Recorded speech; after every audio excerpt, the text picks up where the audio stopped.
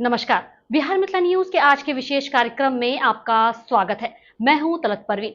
अभी की बड़ी खबर, मधुबनी के बिंदेश्वर स्थान में प्रधानमंत्री नरेंद्र मोदी का कार्यक्रम थोड़ी देर में प्रारंभ होगा। करीब 2 लाख से ज्यादा लोग इस कड़ी धूप में उनके संबोधन को सुनेंगे। चलिए हम आपको बता दें कि हमारे साथ इस पूरे कार्यक्रम पर विश्लेषण करने के लिए हमारे editor in chief Manoj ji वहां मौजूद हैं। मनोज जी, आज प्रधानमंत्री नरेंद्र मोदी का कार्यक्रम है। जम्मू कश्मीर में भी घटना के बाद ऐसा लग रहा था कि कार्यक्रम स्थगित हो जाएगा, लेकिन आज पूरे जोश के साथ भाजपा कार्यकर्ता नजर आ रहे हैं। क्या कार्यक्रम है आज?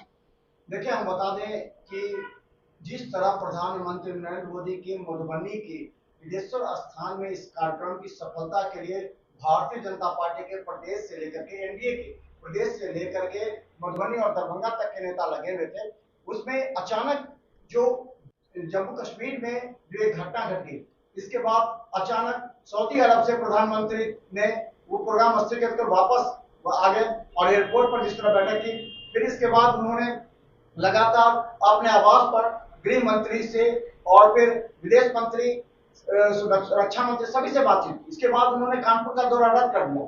इसके बाद ये कयास लगाए जा रहे थे कि संभवतः मधुबनी में भी जो है वो दौरा रद्द हो सकता है, क्योंकि यहाँ व्यापक तैयारी की गई थी। यहाँ पंचायती राज दिवस के अवसर पर प्रधानमंत्री नरेंद्र मोदी इस सभा को संबोधित करने वाले हैं, तो पूरी कार्यक्रम की रूपरेखा तैयार कर ली गई थी।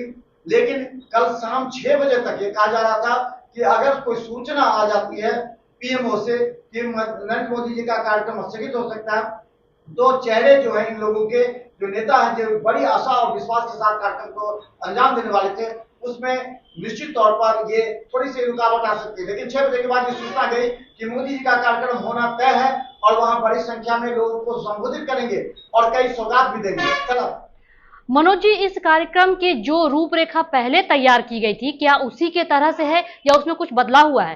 देखिए, पूरा बदलाव हुआ है। उस समय जो था वो था कि प्रधानमंत्री नरेंद्र मोदी का फूल माला मखाना के माला से पाग चादर मिथिला के परंपरा के अनुसार भव्य स्वागत किया जाएगा। लेकिन जिस तरह घटना घटी है जम्मू कश्मीर में, वहां जिस तरह 25 जो सैलानी थे उनकी हत्या कर दी गई है, उसके बाद से इस पर तमाम रोक लगा दी गई है। पीओ से सूचना मिली है स्थानीय अधिकारियों एवं नेताओं को कि किसी भी तरह का स्वागत नहीं होगा।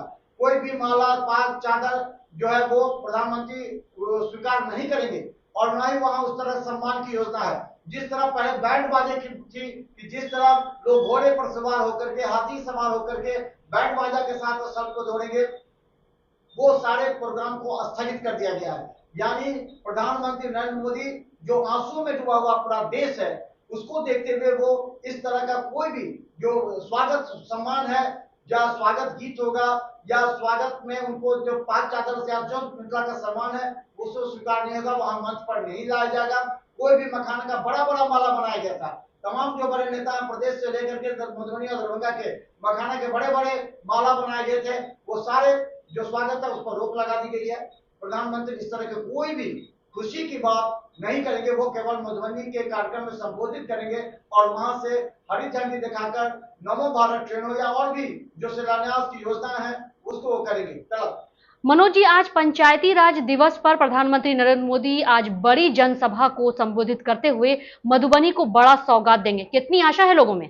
देखिए, लोगों में बहुत ही आशा है, क्योंकि ये कहा जाता है कि जब प्रधानमंत्री नरेंद्र मोदी दरभंगा के एम्स स्थल पर पहुंचे थे तो वहां पर उन्होंने कई योजनाओं का शिलान्यास किया था। पूरे मिथिलांचल को विकास एक्सप्रेस हाईवे, ये देखिए सबसे महत्वपूर्ण है, आमस बन रहा है एक्सप्रेस हाईवे 11,000 करोड़ रुपए की लागत से। दरभंगा में एम्स बन रहा है। मखाना बोर्ड की स्वीकृति मिल गई है, मखाना बोर्ड का वो विधिवत उद्घाटन करेंगे। इसके अलावा अब जो लोगों में आशा ये है कि मधुबनी में जो चीनी मिल है, कई चीनी मिल है जो बंद पड़े, सकरी चीनी मिल हो, रेगियाम चीनी मिल हो, लोहट हो, ये तमाम जो चीनी मिल है वो बंद हो गई है। इसके अलावा वहां के लोगों को आशा है कि जब प्रधानमंत्री नरेंद्र मोदी जब वहां आएंगे तो तमाम जो कारखाने हैं जो वर्षों से बंद पड़े हैं उनसे रोजगार का सृजन होगा। यही नहीं, और भी कई एक्सप्रेस वे हैं जो कि आपको अयोध्या सर्किट से जोड़ने वाले हैं और कई एनएच बनने हैं। इसके अलावा हम बता दें कि मधुबनी में जो उड़ान योजना के तहत एयरपोर्ट उसका शिलान्यास होगा। नमो भारत ट्रेन जो कि जयनगर से चलकर जो अत्याधुनिक है वो यहाँ से पटना 5.5 घंटे में पहुंचेगी, वो उसका होगा। एलपीजी गैस का आधुनिक जो एक प्लांट है उसका शिलान्यास करेंगे जो कि गोपालगंज के हथुआ में है, उसका वो शिलान्यास करेंगे। तो इस तरह कई ऐसे कार्यक्रम हैं, कई ऐसी बातें जिससे लोगों में आशा है कि मोदी जी के आने के बाद, जैसे वहां के सांसद जो है अशोक यादव, गोपाल जी ठाकुर दरभंगा के सांसद और कई मंत्री, सम्राट चौधरी उप मुख्यमंत्री, उन लोगों ने भी कहा है कि मिट्टू आपको बड़ी सौगात जाते हैं, जब भी जाते हैं मोदी वहां बहुत सौगात देते हैं। तो आशा है कि इस बार भी बहुत सौगात मिलेगा। चलो मनोज जी, आज इस जनसभा को लेकर किस तरह प्रशासनिक तैयारी है और किस रूट से कैसे लोगों को जाना है और कार्यक्रम स्थल तक पहुंचने के लिए क्या व्यवस्था की गई है? देखिए, वहां जम्मू कश्मीर की घटना के बाद प्रशासन 3 दिन पहले से हाई अलर्ट है। कोई भी वहां परिंदा पर नहीं मार सकता। ड्रोन कैमरे से नजर रखी जा रही है। जहां उनका सभा स्थल है, जो हेलीपैड बनाया गया, जो आप हमारे पीछे भी देख रहे हैं, जो हेलीपैड बनाया जा रहा है, उस हेलीपैड पर किसी भी तरह का आसपास कोई नजर नहीं आएगा।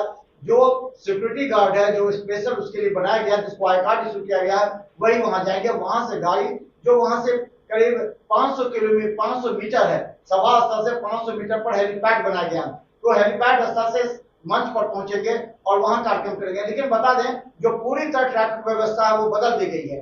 दरभंगा से जो भी जाएंगे, अगर कोई बस है जो पूर्णिया, कटिहार, पूर्णिया, सहरसा जाना चाहती है, उसका रूट बदल दिया गया। वो कुशेश्वर स्थान अब होते हुए निकलेंगे, कुशेश्वर स्थान बिरौल होते हुए निकलेंगे। उसके अलावा पूर्णिया जाना है तो उसी रूट से जाएंगे। लेकिन जो सभा स्थल पर जाने वाली जो कार्यकर्ताओं की गाड़ी है, वो कार्यक्रम स्थल से करीब 2 किलोमीटर पहले उसको अलग से बना दिया गया, ताकि वहां पर वो तमाम गाड़ियां रुकेंगी और सभी जो श्रोता हैं, जो भी दर्शक हैं, उनको कार्यक्रम स्थल तक पीछे के रास्ते से पहुंचा जाएगा।